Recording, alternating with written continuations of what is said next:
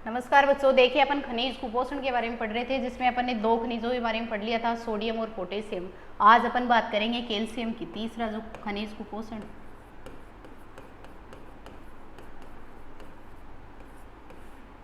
प्रतीक चिन्ह हो जाएगा Ca। देखिए कैल्शियम के स्रोत क्या क्या है, अपन स्रोत की बात करते हैं। कैल्शियम को एक तो दूध से प्राप्त करते हैं, मांस से प्राप्त करते हैं, अंडे से प्राप्त करते हैं, हरी पत्तेदार सब्जियों से प्राप्त करते हैं।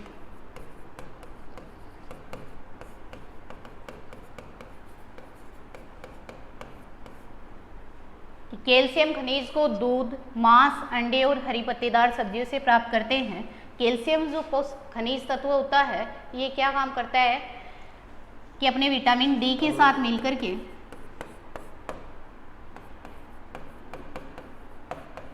विटामिन डी, जिसको अपन कैल्सीफेरोल कहते हैं, विटामिन डी के साथ मिलकर के ये दांतों और हड्डियों को मजबूती प्रदान करने का काम करते हैं। तो अपन इसके कार्य में लिख सकते हैं, विटामिन डी के साथ मिलकर दांतों एवं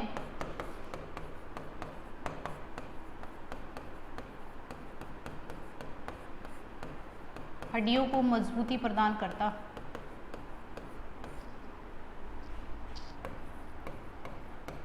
आपसे क्वेश्चन इस तरह से पूछा जाएगा कि कैल्शियम खनिज तत्व है, क्या कार्य करता है।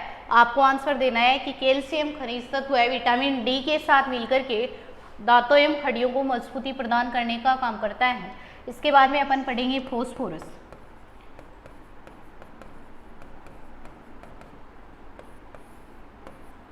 फॉस्फोरस जो होता है, इसका प्रतीक चिन्ह होता है P। देखिए फॉस्फोरस जो है, इसको अपन जो है हरी पत्तेदार सब्जियों से प्राप्त करते हैं,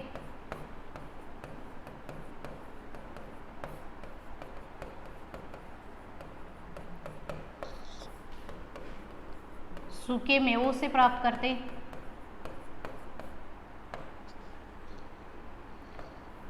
दूध से प्राप्त करते हैं, मांस से प्राप्त करते हैं, बाजरे से प्राप्त करते हैं, रक्त से प्राप्त करते हैं, यकृत से प्राप्त करते हैं और किडनी से प्राप्त करते हैं, वक्रक से प्राप्त करते हैं। ये लिख सकते हैं कि फॉस्फोरस को हरी पत्तेदार सब्जियों से, सूखे मेवों से, दूध से, मांस से, बाजरे से, रक्त, वक्रक, यकृत से प्राप्त करते हैं। इनका काम हो जाएगा कि फॉस्फोरस खनिज तत्व जो है, ये विटामिन खनिज तत्व जो है फॉस्फोरस, ये कैल्शियम के साथ मिलकर के हड्डियों एवं दांतों को मजबूती प्रदान करने का काम करता है। देखिए कैल्शियम जो होता है, ये विटामिन डी के साथ मिलकर के हड्डियों और दांतों को मजबूती प्रदान करता है, जबकि फॉस्फोरस जो होता है, ये कैल्शियम के साथ मिलकर के दांतों एवं हड्डियों को मजबूती प्रदान करने का कार्य करता है। तो इसके कार्य में अपन लिख देंगे कि यह खनिज तत्व कैल्शियम के साथ मिलकर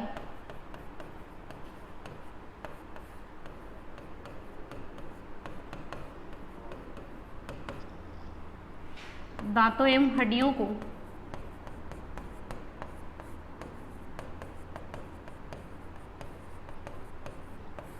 मजबूती प्रदान करने का कार्य करता है। मजबूती प्रदान करने का कार्य करता है। तो आपसे क्वेश्चन इस तरह से आ सकता है कि फॉस्फोरस का क्या कार्य है या कैल्शियम खनिज तत्व का क्या कार्य है। नेक्स्ट अपन पढ़ेंगे, वो पढ़ेंगे, बहुत बार आया हुआ है कि एनीमिया रोग किस खनिज पोषक तत्व की कमी के कारण होता है। आपको आंसर देना है लोह तत्व के कारण या आयरन, लोह तत्व। इसको फेरम बोलते हैं, लोह को लैटिन भाषा में इसका नाम फेरम होता है, इसलिए इसको एफ ही प्रतीक चिन्ह से प्रदर्शित करते हैं। लोह तत्व जो होता है, इसको अपन रक्त से प्राप्त करते हैं, हरी पत्तेदार सब्जियों से प्राप्त करते हैं, स्पेशली जो है पालक के अंदर ज़्यादा होता है, गाजर है, इसके अलावा गुड़ के अंदर प्राप्त होता है। तो अपन इसके लिखेंगे स्रोत, जैसे रक्त, स्रोत यकृत से, वक्रक से, हरी पत्तेदार सब्जियों से,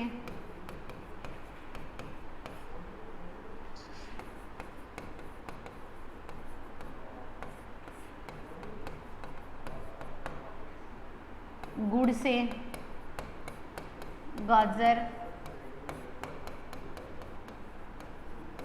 पालक आदि। ये लौह तत्व जो है यकृत, वक्रक, हरी पत्तेदार सब्जियों से, गुड़ से, गाजर से, पालक से प्राप्त किया जाता है। देखिए लौह पोषक तत्व जो होता है इसका क्या कार्य होता है कि एक तो रक्त के अंदर हीमोग्लोबिन को बनाने का कार्य करता है, रक्त में हीमोग्लोबिन,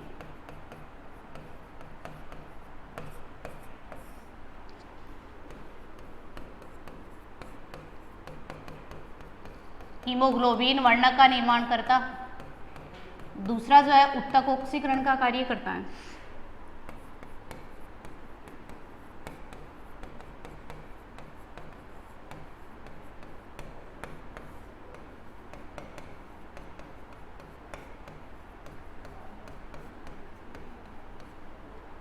तो देखिए हीमोग्लोबिन जो होता है रक्त के अंदर पाए जाने वाला एक श्वसन वर्णक होता है जो हमारी ऑक्सीजन के साथ जुड़कर के ऑक्सी हीमोग्लोबिन बनाता है। ये ऑक्सी हीमोग्लोबिन जो है हमारी पूरी बॉडी में ऑक्सीजन और ब्लड को जो है पंप करने का काम करता है।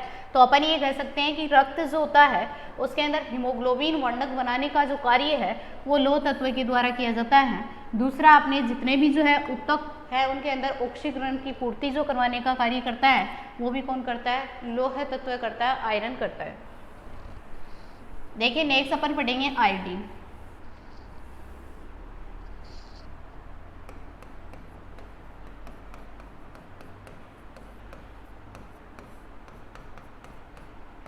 आयोडीन जो होता है इसका प्रतीक चिन्ह होता है आई। देखिए इसको अपन स्रोत कौन कौन से, एक तो इसको नमक से प्राप्त करते हैं, साधारण नमक से भी प्राप्त करते हैं और काले नमक से भी प्राप्त करते हैं, जामुन से प्राप्त करते हैं,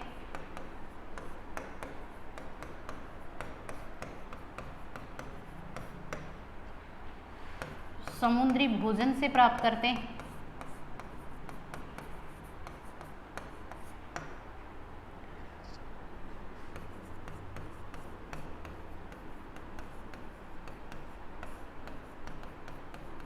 हरी पत्तेदार सब्जियों से भी प्राप्त करते हैं,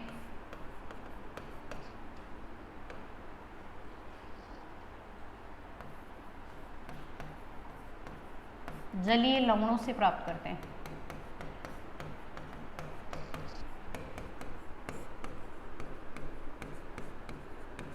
तो अपन ये लिख सकते हैं कि आयोडीन पोषक तत्व जो है वो अपन साधारण नमक से, काले नमक से, जामुन से, हरी पत्तेदार सब्जियों से, इसके अलावा जो है जलीय लवणों से प्राप्त करते हैं, समुद्री भोजन से प्राप्त करते हैं। देखिए आयोडीन जो होता है ये अपने जो है श्वास नली के पास में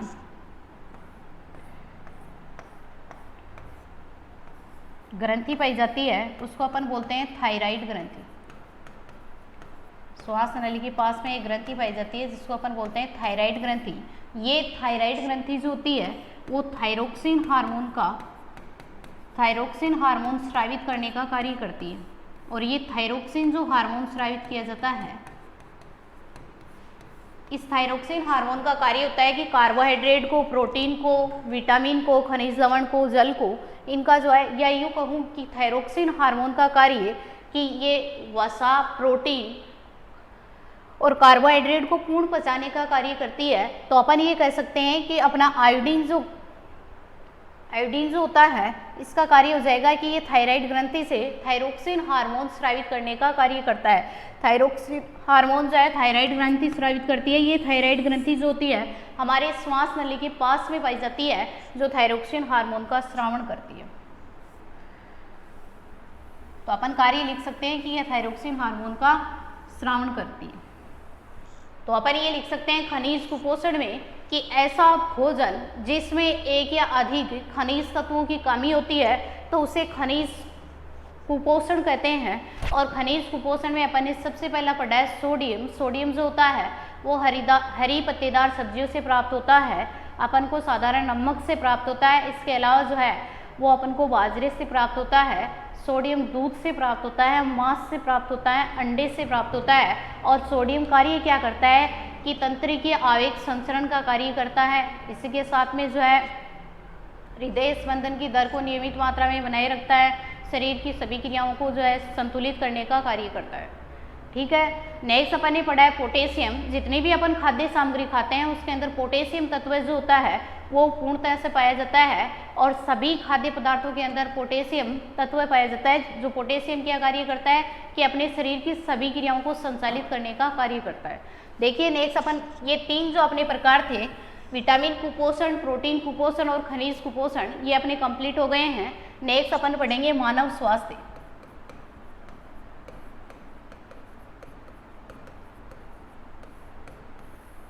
देखिए मानव स्वास्थ्य में सबसे पहले है पीने योग्य जल के गुण। बहुत बार बोर्ड एग्जाम में क्वेश्चन पूछा गया है पीछे की बोर्ड एग्जाम में कि पीने योग्य जल के क्या क्या गुण हो सकते हैं।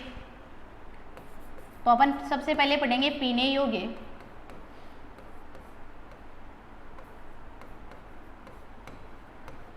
जल के गुण।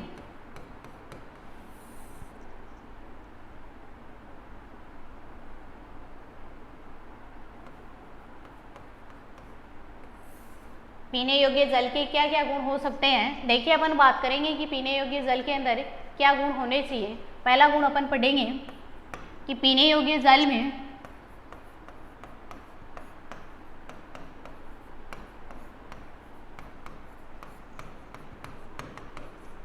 आंखों से दिखने वाले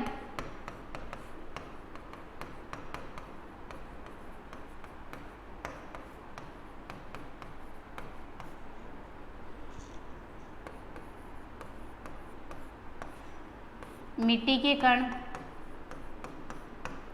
वनस्पति या सूक्ष्म जीव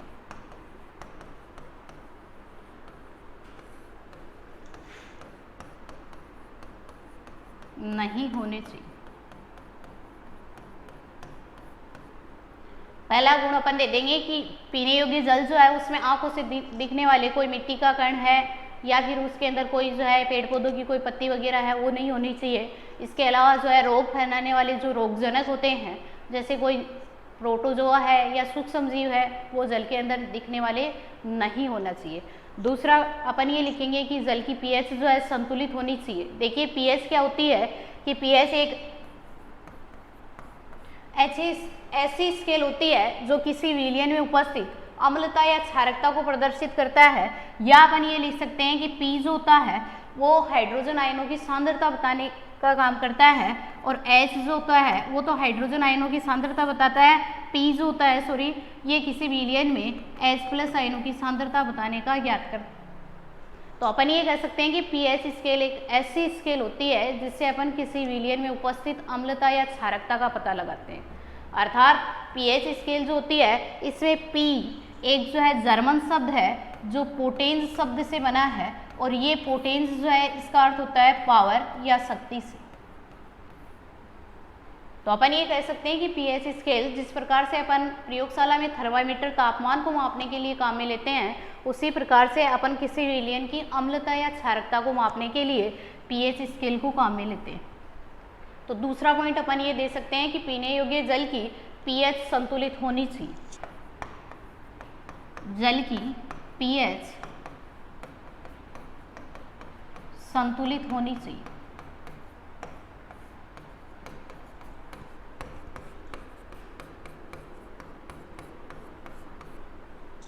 तीसरा पॉइंट अपन ये दे सकते हैं जल में पर्याप्त मात्रा में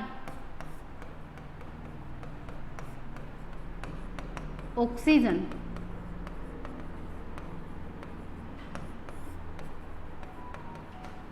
घुली होनी चाहिए।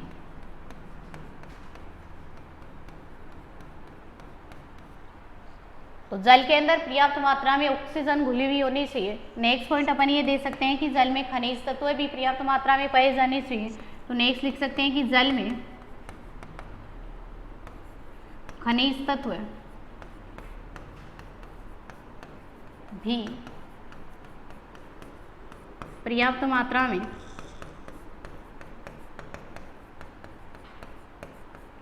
होने चाहिए। खनिज तत्व भी पर्याप्त मात्रा में पाए जाने चाहिए। अर्थात अपन ये कह सकते हैं कि पीने योग्य जल जो है उसमें आंखों से दिखने वाले किसी भी प्रकार के कोई सूक्ष्म जीव, मिट्टी का कण या अन्य कोई अशुद्धि नहीं होनी चाहिए। दूसरा पॉइंट अपन ये दे सकते हैं कि जल की पीएच संतुलित होनी चाहिए और जल जो है उसके अंदर पर्याप्त मात्रा में खनिज तत्व है एवं ऑक्सीजन जो है घुली हुई होनी चाहिए। ठीक है, नेक्स्ट अपन पढ़ेंगे कि दूषित जल के क्या दुष्प्रभाव हो सकते हैं। कि अगर जल के अंदर अशुद्धियाँ मिली हुई हों, जल जो है पीने योग्य नहीं है, तो उसको अपन बोलेंगे दूषित जल। तो नेक्स्ट आपकी क्वेश्चन आ सकता है कि दूषित जल के कोई 2 दुष्प्रभाव लिखिए। जल के दुष्प्रभाव।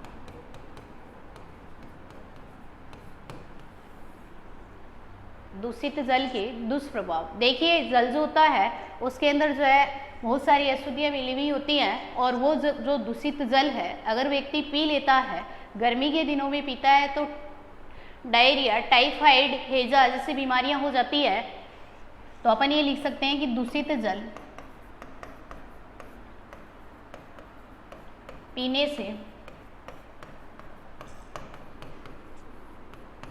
गर्मी के दिनों में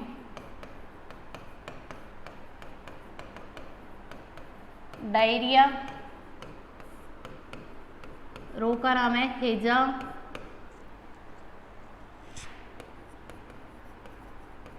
टाइफाइड आदि बीमारियां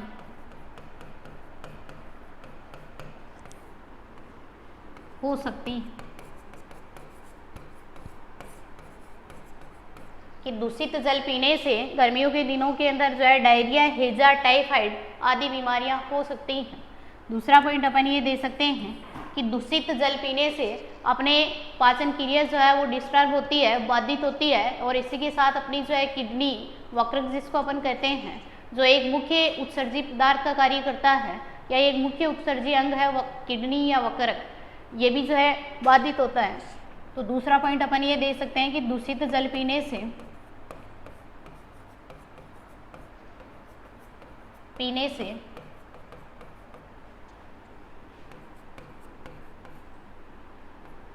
पेट में पाचन क्रिया एवं वक्रक बाधित होते हैं।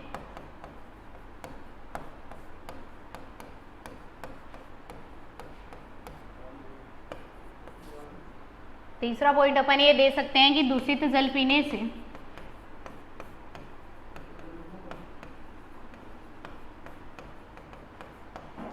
पेट की बीमारियां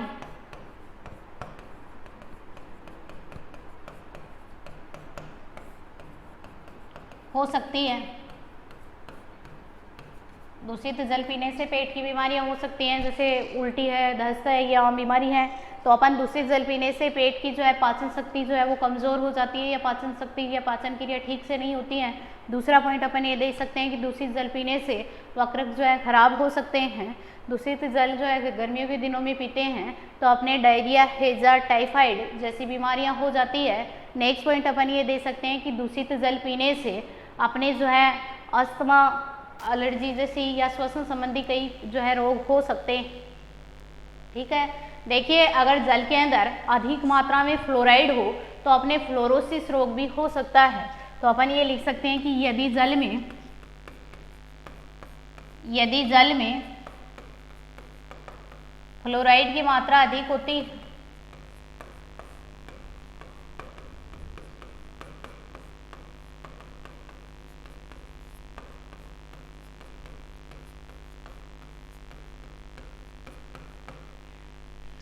होती है तो फ्लोरोसिस रोग हो सकता है। फ्लोरोसिस रोग हो सकता। तो आपके क्वेश्चन इस तरह से पूछेंगे, या तो पीने योग्य जल के गुण बताइए, तो अपन ये लिख सकते हैं कि पीने योग्य जल में उचित मात्रा में ऑक्सीजन घुली हुई होनी चाहिए। पीने योग्य जल की पीएच संतुलित होनी चाहिए। पीने योग्य जल में आंखों से दिखने वाले किसी प्रकार की कोई सूक्ष्म जीव या रोगजनक फैलाने वाले कारक जैसे प्रोटोजोआ है, जीवाणु है, ये नहीं होने चाहिए, वायरस है। दूसरा पॉइंट अपन ये दे सकते हैं कि पीने योग्य जल जो है वो जो है आंखों से दिखने में रंगहीन होना चाहिए, स्वच्छ होना चाहिए, साफ होना चाहिए। और नेक्स्ट है आपके पीने योग्य जल के गुणों के बाद में दूषित जल के दुष्प्रभाव बताइए। तो अपन ये लिख सकते हैं कि दूषित जल जो है पीने से जो है अपने कई प्रकार की बीमारियां हो सकती है। अगर दूषित जल को अपन गर्मियों के दिनों में पीते हैं तो अपने जो है डायरिया, हैजा, टाइफाइड आदि बीमारियां हो सकती है। दूसरा, अपन दूषित जल पीने से पेट में पाचन क्रिया जो है वो बाधित होती है और साथ ही वक्र खराब हो सकते हैं। दूषित जल पीने से अपने पेट की बीमारियां हो सकती हैं, जैसे उल्टी है, दस्त है आदि। नेक्स्ट लिख सकते हैं, यदि जल के अंदर फ्लोराइड की मात्रा अधिक होती है तो अपन फ्लोरोसिस रोग हो सकता है। देखिए, अपन सब लोगों को जो है अपनी जो नदियां हैं, तालाब हैं, झरने हैं, इनके अंदर जो है कपड़े धोने और नहाने के लिए जो है साफ मना होना चाहिए। इसी के साथ जो है लोग जो है इन तालाबों, नदियों, झीलों, इनकी समय समय पर सफाई की जानी चाहिए, जिससे इनका जल जो है दूषित नहीं हो सके। लोगों को जो है जागरूकता होनी चाहिए कि दूषित जल पीने से जो है विभिन्न प्रकार के रोग हो सकते हैं। इसके साथ ही अपन ये कह सकते हैं कि उचित कदम उठाए जाने चाहिए इनके जो है जल को बचाने रखने के लिए। और ये कह सकते हैं कि आज जल जो स्वच्छ पी रहे हैं तो अपन भी कल जो है स्वस्थ होंगे, किसी भी प्रकार की बीमारी से ग्रसित नहीं होंगे। ठीक है, देखिए आप अपन को रोज़ जो है जितनी भी जल की प्रक्रियाएं होती हैं, या यूँ कहूँ कि जितनी भी अपनी शारीरिक क्रियाएं होती हैं वो सारी जल की उपस्थिति में होती हैं। और जल की उपस्थिति में होने के कारण अपनी जितनी भी क्रियाएं होती हैं वो सारी जल की उपस्थिति में होती हैं। और जितनी भी जैविक क्रियाएं हैं जल की उपस्थिति में होने के कारण जल अपनी जो है त्वचा के अंदर फाइबर्स की मात्रा को बराबर मात्रा में बनाए रखते हैं, और जिसके कारण अपन को 8 से 10 गिलास प्रतिदिन जल पीना चाहिए। या किसी व्यक्ति को जो है लगभग 8 गिलास पानी के पीने चाहिए एक दिन में। लेकिन अगर वो किसी प्रकार की शारीरिक परिश्रम ज़्यादा करता है तो अपन को जो है 8 से 10 गिलास या 10 गिलास उसको पानी ज़्यादा पीना चाहिए। ठीक है, तो अपन को हमेशा एक दिन के अंदर 8 गिलास तो कम से कम पानी के पीने चाहिए। देखिए, पर्याप्त मात्रा में पानी पीने के क्या क्या फायदे हो सकते हैं, अपन एक एक फायदे की बात करते हैं। तो देखिए, आपके क्वेश्चन आ सकता है कि हमें एक दिन में कितना पानी पीना चाहिए, तो आपको आंसर देना है कि 8 से 10 गिलास। हमें एक दिन में कितना पानी पीना चाहिए, तो आपको आंसर देना है 8 से 10 गिलास। एक दिन में हमें 8 से 10 गिलास पानी पीना चाहिए। ठीक है, दूसरा अपन ये पर्याप्त मात्रा में पानी पीने के क्या क्या फायदे हो सकते हैं, तो अपन बात करते हैं पर्याप्त मात्रा में पानी पीने के फायदे।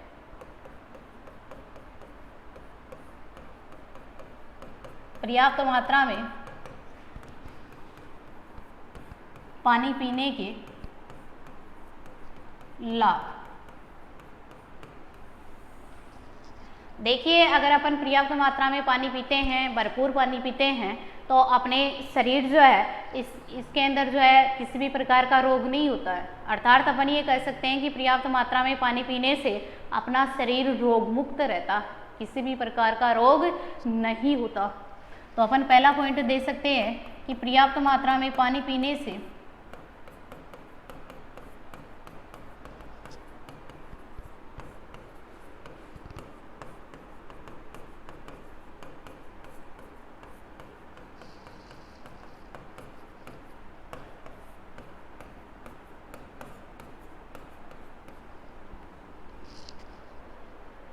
रोग मुक्त रहता है, जिससे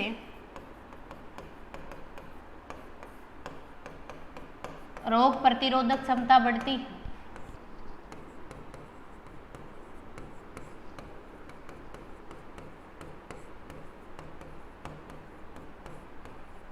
अगर भरपूर मात्रा में पानी पीते हैं, पर्याप्त मात्रा में पानी पीते हैं, तो हमारा शरीर जो है वो रोग मुक्त रहता है।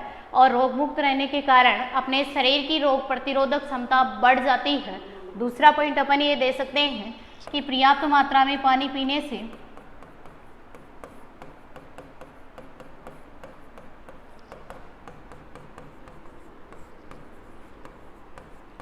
पर्याप्त मात्रा में पानी पीने से एलर्जी,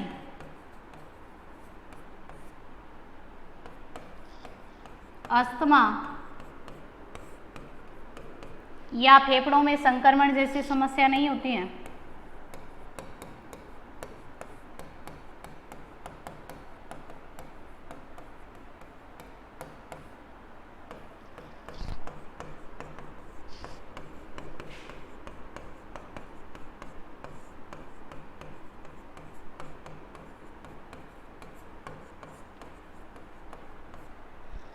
देखिए पर्याप्त मात्रा में अगर पानी पीते हैं तो एलर्जी, अस्थमा और श्वसन संबंधी समस्याएं नहीं होती है। इसी के साथ अपन ये कह सकते हैं कि फेफड़ों के अंदर किसी भी प्रकार का संक्रमण नहीं होता।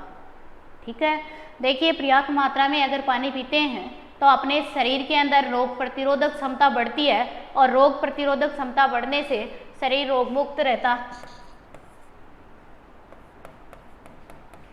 पर्याप्त मात्रा में पानी पीने से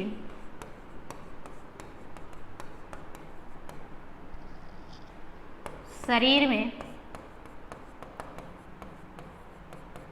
रेशों या फाइबर कह सकते हैं, जो किससे प्राप्त करते हैं अपन, फलों से प्राप्त करते हैं, सब्जियों से प्राप्त करते हैं। तो अपन ये कह सकते हैं कि पर्याप्त मात्रा में पानी पीने से शरीर में रेशों या फाइबर की मात्रा बराबर मात्रा में बनी रहती है, की मात्रा बनी रहती, जिससे रोग प्रतिरोधक क्षमता बढ़ती।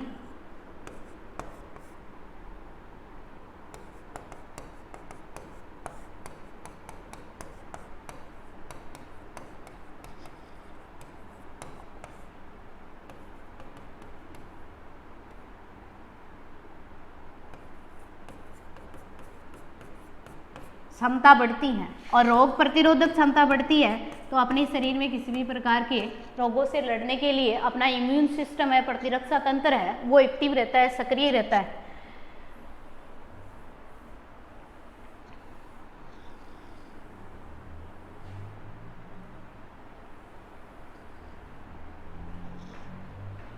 चौथा पॉइंट अपन ये दे सकते हैं कि अगर अपन भरपूर मात्रा में पानी पीते हैं तो अपने शरीर के अंदर किसी भी प्रकार की पथरी जैसे या वक्र के अंदर जो स्टोन होता है कि अपनी किडनी के अंदर जो पथरी बनती है वो बनने की समस्या नहीं रहती है। तो अपन ये लिखेंगे कि पर्याप्त मात्रा में पानी पीने से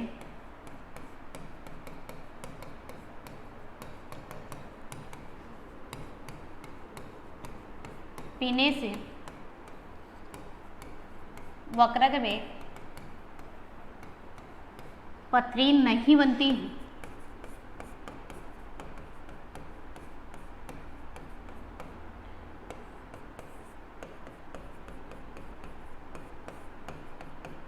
नेक्स्ट अपन देख सकते हैं कि पर्याप्त मात्रा में पानी पीने से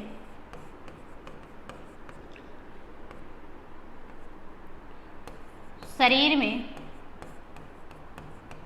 विषालु तत्व है, विषालु कह सकते हैं या विषाक्त कह सकते हैं, जो जहरीले होते हैं, अपनी बॉडी के लिए लाभदायक नहीं होते।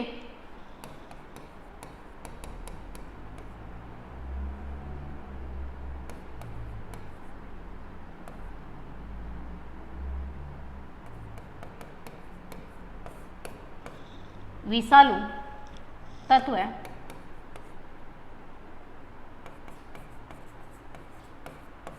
पसीने के साथ बाहर निकल जाते,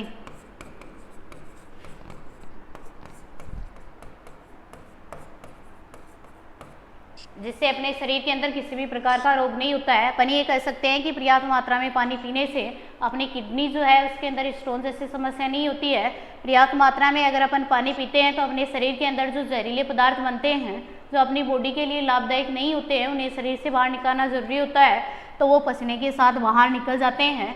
इसी के साथ अपन ये कह सकते हैं कि पर्याप्त मात्रा में अगर अपन पानी पीते हैं तो अपने जो है शरीर के ऊपर अनावश्यक वर्षा जमा नहीं होती है, जिसके कारण मोटापा जैसे समस्या नहीं होती है। ठीक है, तो अपन ने दूषित पीने योग्य जल के गुण पढ़ लिए हैं, दूषित जल के क्या है और अपने जो है पर्याप्त मात्रा में पानी पीने से क्या क्या लाभ हैं उसके बारे में अपन पढ़ चुके हैं।